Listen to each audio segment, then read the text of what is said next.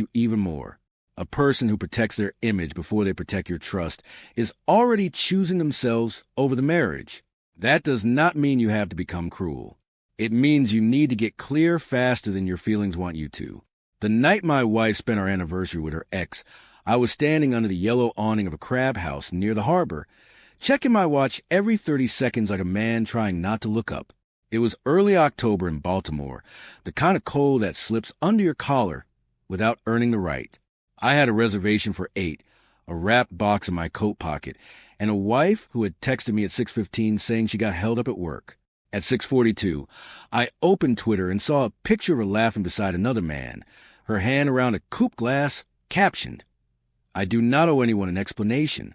If you already know this anniversary is about to go completely wrong, take a second to like this video, share it with someone who loves real relationship drama, and subscribe for more stories about betrayal consequences and unforgettable revenge. And tell me in the comments right now, if your spouse posts a night out with an ex on your anniversary, would you confront them immediately or stay silent and plan your next move? That is how she wrote it too. No explanation. Explain, like she was typing too fast or too pleased with herself to care. The tweet sat there under her smiling face like a dare. Then came the second line beneath it. Real women do not ask permission. I knew the bar at once because of the blue tile behind the counter and the ridiculous citrus peel twist they put in every drink. It was a place called Juniper Room in Mount Vernon, where she once told me the lighting made everyone look expensive. Her ex, Terrence, was in the photo with her, leaning in easily like some door had never fully closed. My name is Malachi Brooks. I was 36 that fall, a transit electrician for the city, which meant I spent my days in a maintenance bay under fluorescent lights, keeping buses alive long after other people would have pronounced them dead. I like work that could be traced. Wire to fuse. Problem to cause. Damage to repair. Marriage, I learned, is not like that. My wife, Nia, was 34 and worked as a development director at a small arts nonprofit that hosted donor dinners full of white wine, soft jazz, and people who said community like they had invented the word. She was smart, polished, and very good at making bad behavior sound principled. We had been married 4 years. Together, almost 8. We lived in a narrow brick row house in West Baltimore on a block, where everybody noticed everything but pretended not to. Ms. Coles next door watered her mom's in-house shoes and knew which couples were fighting by the way their screen doors shut. On Saturdays, Mr. Dennis down the alley played old gospel from a garage radio while he fixed bicycles for neighborhood kids. Nia used to say she loved our block because it felt lived in. I loved it because it kept me honest. You cannot fake steadiness in a place where your neighbors have seen you carry groceries, grief, and busted furniture. That anniversary was supposed to be simple. I had taken the afternoon off, gone by Lexington Market for her favorite peach cobbler from a stand with a line out the side, then stopped at a jeweler in Charles Village to have my mother's bracelet clasp repaired. The small wrap box in my pocket was not a ring. We were already married. It was the bracelet, cleaned and fixed, because Nia had admired it in a photo of my mother for years. I thought it would mean something that I was ready to hand her a piece of my family history. Looking back, that detail still stings in a quiet place behind my ribs. I did not call right away. That surprises people when I tell this story. They imagine rage first, volume first, a man slamming his pride around like a chair in a cheap play. But when I saw that tweet, I did not feel rage. I felt my mind go extremely still. The kind of stillness that comes when your body recognizes a danger your heart is not ready to name. I sat on a bench outside the restaurant and read her post again. Then I clicked her profile and found a second tweet posted 3 minutes later. Insecure men always want a woman small enough to manage. I knew then it was not an accident, not a misunderstanding, not one drink that turned into awkward optics. She was building a case in public before I had even spoken in private. That told me 2 things. 1, she expected I would object because she knew this crossed a line we had discussed before. 2, she wanted witnesses before consequences arrived. Nia had a habit of narrating events in a way that made her the only person with dimensions. Everybody else became an obstacle, a stereotype, a lesson. If she was free, then somebody else had to be controlling. That was how she kept her conscience from getting in the way. I canceled a reservation with a hostess who looked at me with careful pity. I thanked her, which I regret only because my voice sounded so normal. Then I walked to my truck and sat there without starting it. The harbor was crowded, horns in the distance, a siren somewhere uptown.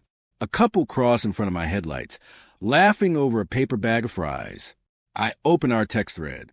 At 5:58, Nia had written, "Do I need a coat or is the place warm?" At 6:11, "Please tell me they have dessert." At 6:15, "Baby, emergency board thing. I may be late. Go ahead and order me something pretty." It is hard to explain how humiliation can turn your own memories against you in real time. I read those texts and started revisiting the last 6 months with a different set of eyes. Her late nights, her new interest in keeping her phone face down, the way she had.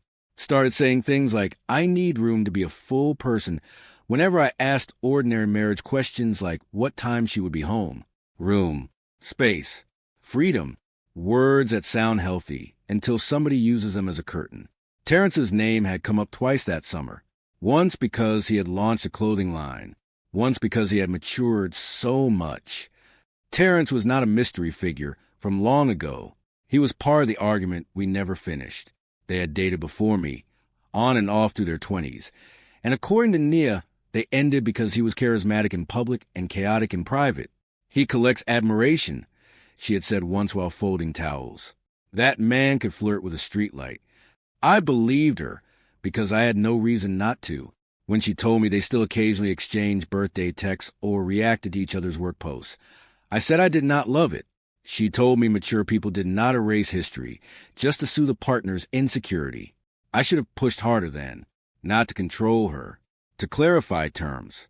There is a difference. A boundary is not, "You are forbidden." A boundary is, "I will not stay where this is treated as normal." Back then, though, I wanted to be the kind of husband who was secure enough to withstand modern ideas without sounding old-fashioned or afraid. I came from a family where faithfulness was not discussed like a trend. It was baked into the walls. My parents had problems, real ones, but they did not audition alternatives in public while calling it personal growth. I mistook my silence for trust. It was actually avoidance dressed up nice. My first decision point came right there in the truck. I could have driven straight to the Juniper Room and confronted them at the bar. Part of me wanted to. I wanted to see her face when she realized the audience she courted had become flesh and breath. 6'2" in work boots, standing under low amber light. But I knew that scene would become her evidence. She would call me dramatic. Terrence would get to play calm. Strangers would look up from their cocktails and decide they understood my marriage from one heated minute. So I did not go. I chose absence over spectacle, even though my pride begged for another choice. Instead, I drove home through neighborhoods that looked unchanged by my private disaster. Kids cut through the corner lot with footballs under their arms. A woman in pink scrubs waited at a bus stop, scrolling her phone with the same posture Nia used when she was irritated. At a red light on North Avenue, I saw a billboard for personal injury lawyers smiling harder than any human ever should. I remember absurd things from that drive because my mind refused the center of the problem. It wanted side details. The squeak in my windshield wiper. The smell of old coffee in the cup holder. Anything except my wife with her shoulders pressed to another man. When I got to the house, I did what I always do when I cannot think straight. I cleaned. I folded the dish towel by the sink. I wiped down the counter that did not need wiping. I put away the good glasses I had set out for the bourbon she said she wanted after dinner. Then I sat at the kitchen table under the humming overhead light and opened Twitter again. She had posted a third time. Not a photo this time. Just text. Some people hear wife and think of ownership. The replies below were full of strangers feeding her exactly what she came for. Stand in your truth. Protect your peace. Men hate bold women. That sentence about ownership did something to me. Not because it was clever, because it was dishonest. I had never treated Nia like property. I did the grocery runs because she hated crowded stores. I cooked most Sundays because my grandmother taught me every good marriage needs at least one person who knows how to season without measuring. I learned the names of her board members, sat through donor galas, helped hang frame prints for her spring fundraiser until my shoulders ached. I did not need gratitude for those things. But I also was not going to let her repaint basic marital respect as oppression, just because she wanted to do wrong with elegant vocabulary. My second decision point came when I considered posting anything at all. Silence can be dignified, but it can also leave a lie uncontested while it grows legs. I did not want a public war. I hate public wars. I especially hate when private pain turns into social performance. But she had already moved our anniversary onto a stage and cast me in a role I did not accept. So I made a choice. One sentence, no insults, no thread, no begging. I quote-tweeted her post and wrote, "You owe me nothing. You just lost access to everything built on trust." Then I attached a picture of the repaired bracelet in its blue velvet box. I did not explain the bracelet. People figured enough out from context. A gift meant for our anniversary. A husband sitting somewhere alone. A wife posting revolutionary slogans from a cocktail bar with her ex. The response came fast and ugly in every direction. Some people cheered me. Some said I was manipulative for making the moment public after she had already done exactly that. Some insisted there must be more to the story. There's always a crowd eager to believe missing context will rescue bad character. But the only person whose interpretation mattered that night was Nia's, and I knew she had seen it when my phone started ringing before the tea kettle finished warming. Her first call, I let ring out. The second two. Then came texts. "What are you doing? Why would you post that? Delete it now." Then another. "Are you seriously embarrassing me over dinner?" Dinner. That word nearly made me laugh. As if this was about choosing the wrong restaurant. As if the issue was timing instead of betrayal. I read each message without replying. I wanted one honest sentence from her. Just one. "I should not have done this. I knew this would hurt you. I am sorry."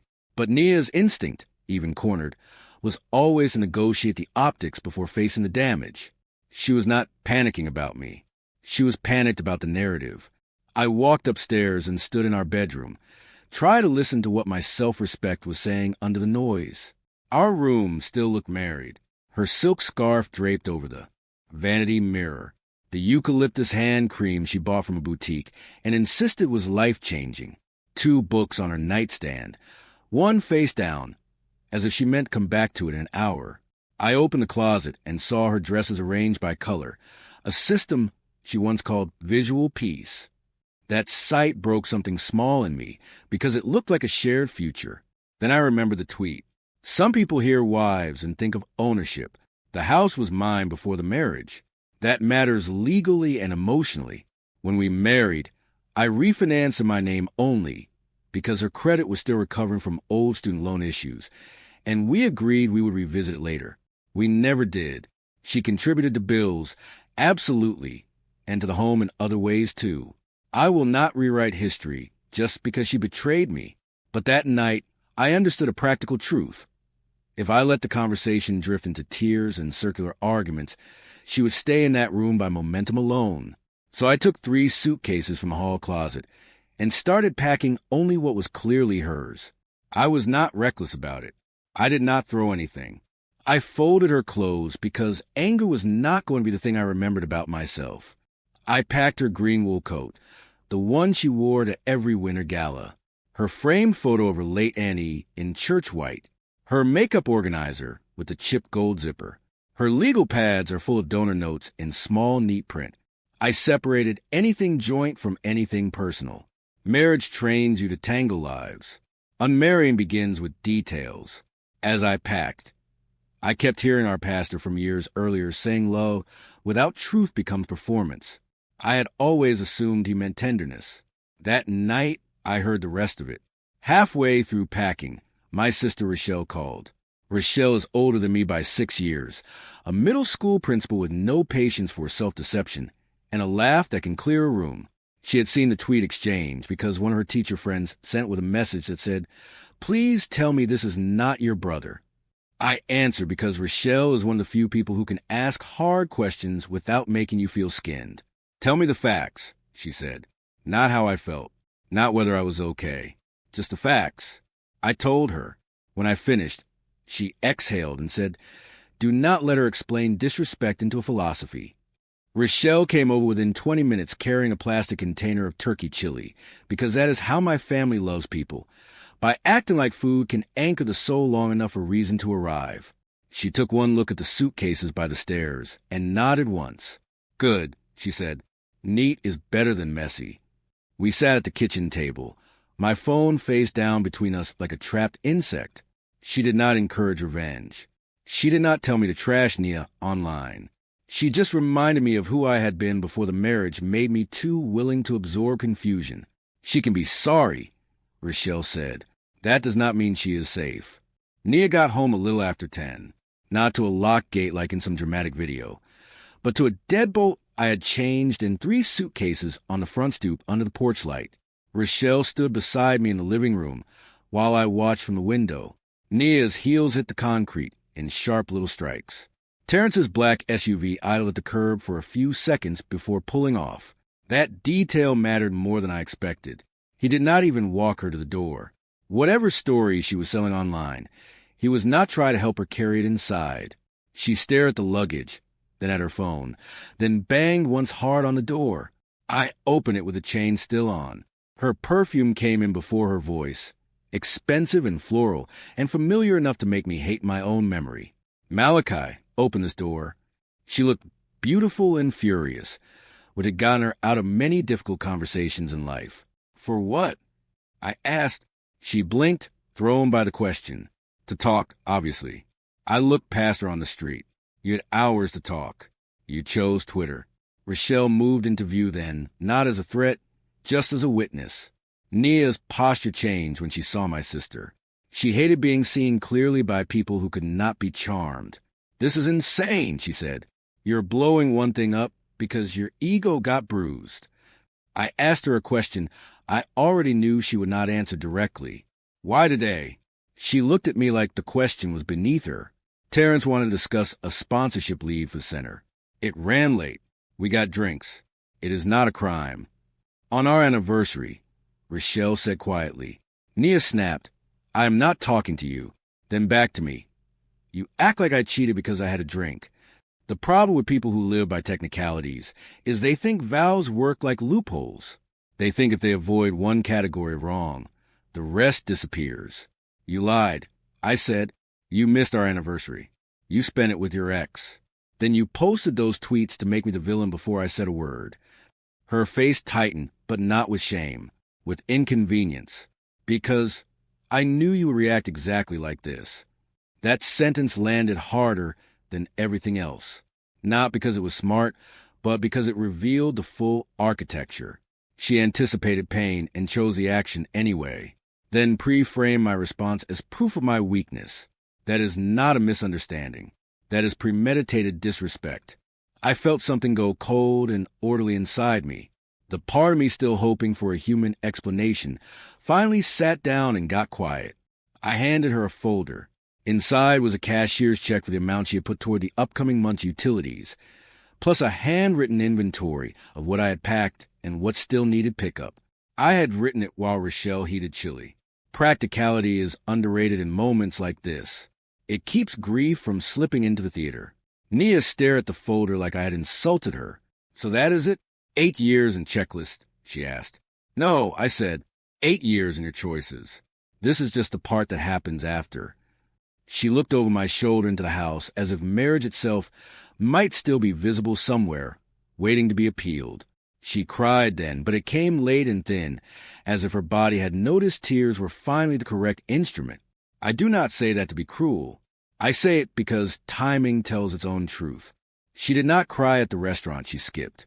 Not online while calling me insecure. Not on the ride home from her ex's car. She cried at the threshold of consequence. Please do not do this in front of Rochelle, she said. I nearly told her she had done much worse in front of strangers. Instead, I said, call your mother, call a friend, but you are not staying here tonight. Then I closed the door. She called my phone from the porch 5 times before leaving. Then her mother called. Then our pastor. Then 2 mutual friends who wanted to hear both sides. I did not answer any of them that night. I sat at the kitchen table with Rochelle, and finally ate the chili, though it tasted like warm cardboard because shock flattens flavor. Around midnight, I heard rain start tapping the front windows. Rochelle washed a bowl I had barely touched and told me to go upstairs and sleep in my own bed because surrendering the room out of sadness was how bitterness got the upper hand. I slept maybe 90 minutes, all of them shallow and full of unfinished conversations. The next morning, Baltimore looked rinsed. Gray sky, wet stoops. The church across the avenue had a food pantry line forming under umbrellas. Life had resumed without consulting me. That offended me a little, which is how I knew I was still in the first stage of hurt, where your private collapse seems like it should delay traffic. I called a lawyer before work, a woman Rochelle recommended who handled separations with a level voice and no melodrama. Her first question was not whether I wanted to forgive Nia. It was whether there were shared accounts, shared debt, or any property that needed protecting immediately. That question steadied me in a way prayer had not yet. Over the next week, I learned how slowly consequences actually move compared to the speed of humiliation. Twitter had turned our anniversary into a spectacle in under an hour.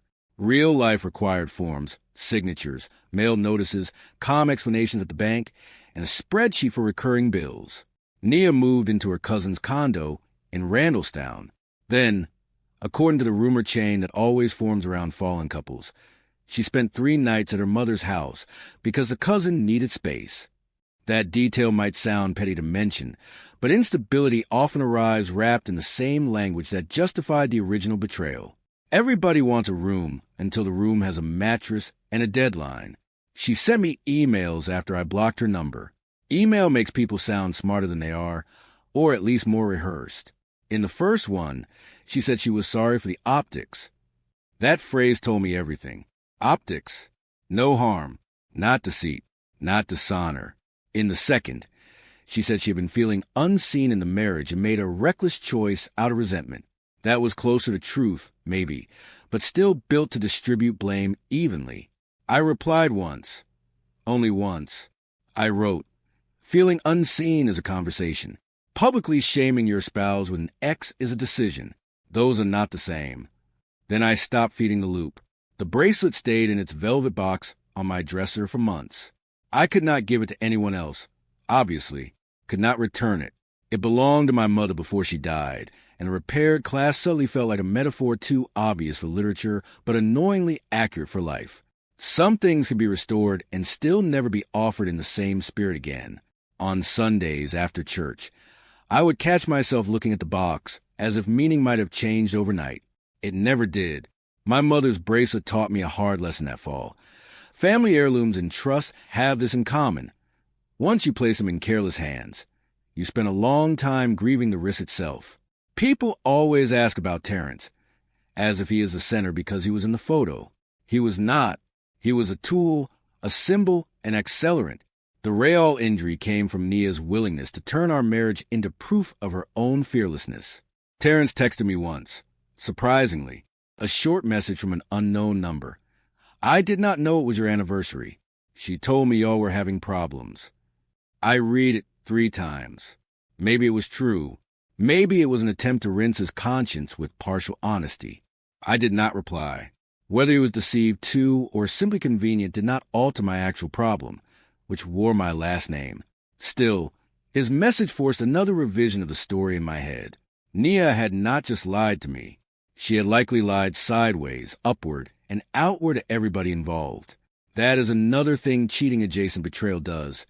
Even when you never get a full confession, it makes you understand how many rooms a person is willing to populate with different versions of themselves.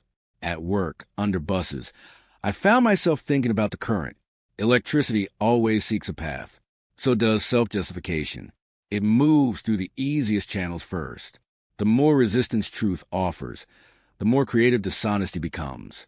I had married a woman who could speak beautifully about integrity while bypassing it entirely. Thanksgiving came before the paperwork did. My family did not ask me to bring anyone, which I appreciated.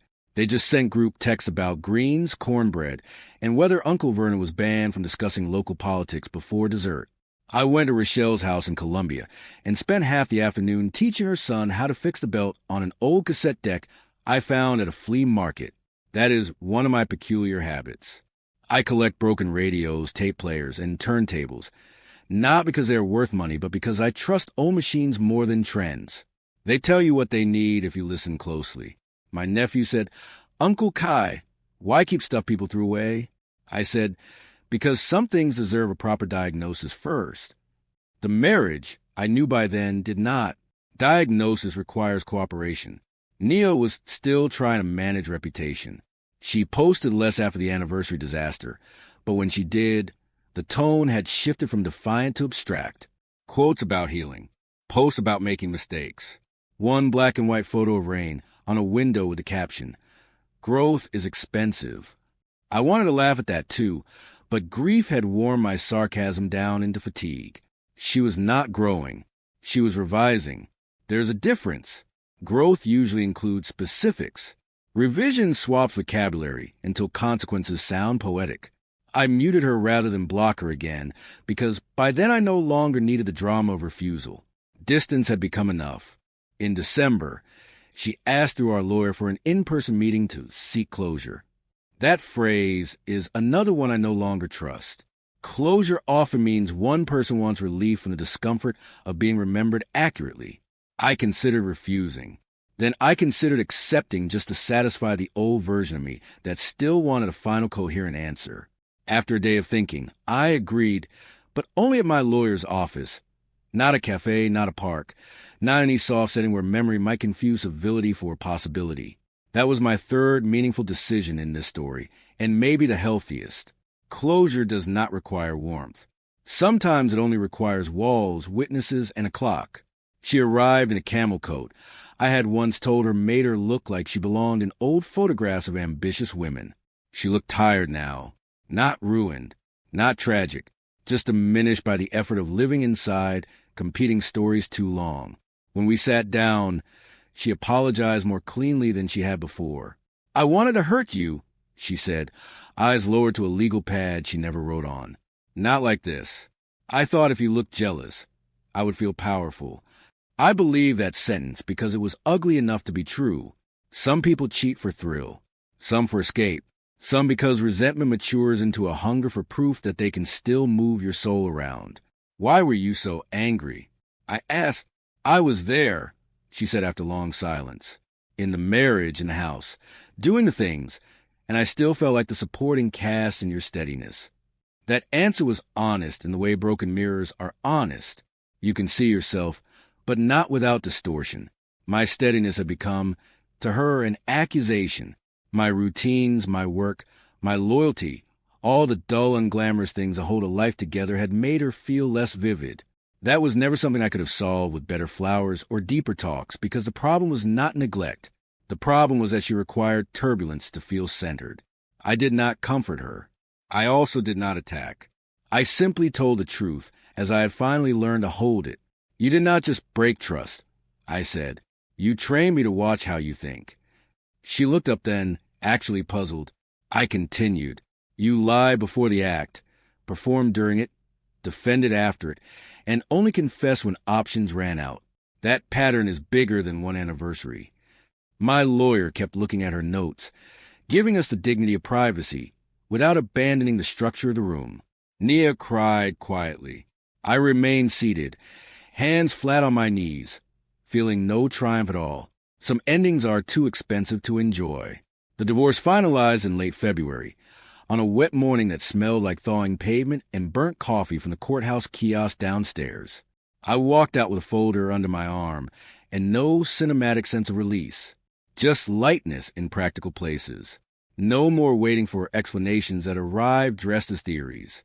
No more calibrating my tone, so her choices would not feel judged.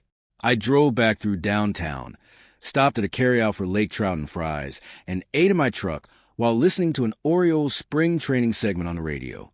That meal tasted real again. Grief had not left, but it had stopped swallowing every other sensation. That is how healing actually shows up, quietly, without announcement.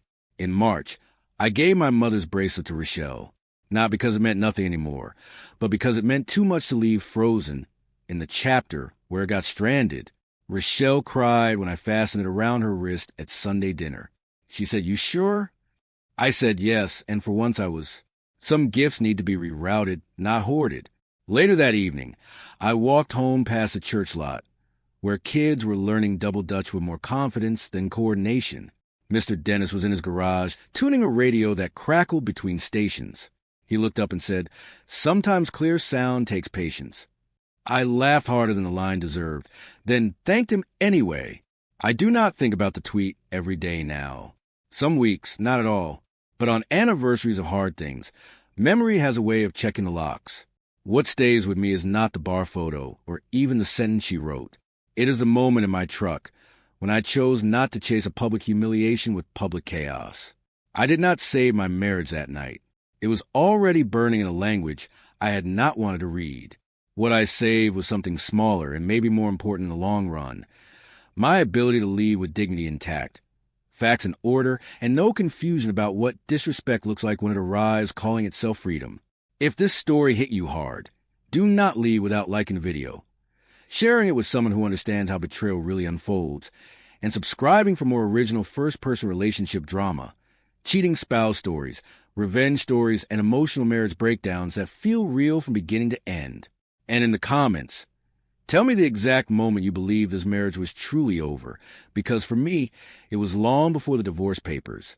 What ruined this marriage was not one drink or one tweet. It was the chain, the lie about being late, the public framing, the sorry for the optics, the confession months later that she wanted him jealous so she could feel powerful. That is the lesson here. Pay attention to sequence, not just apologies. And when you are forced into someone else's performance, do not compete for loudness. Get practical. Get clear. Get witnessed if you need to. The cleanest revenge is often refusing to stay available to a person who only becomes honest after the consequences arrive. The end.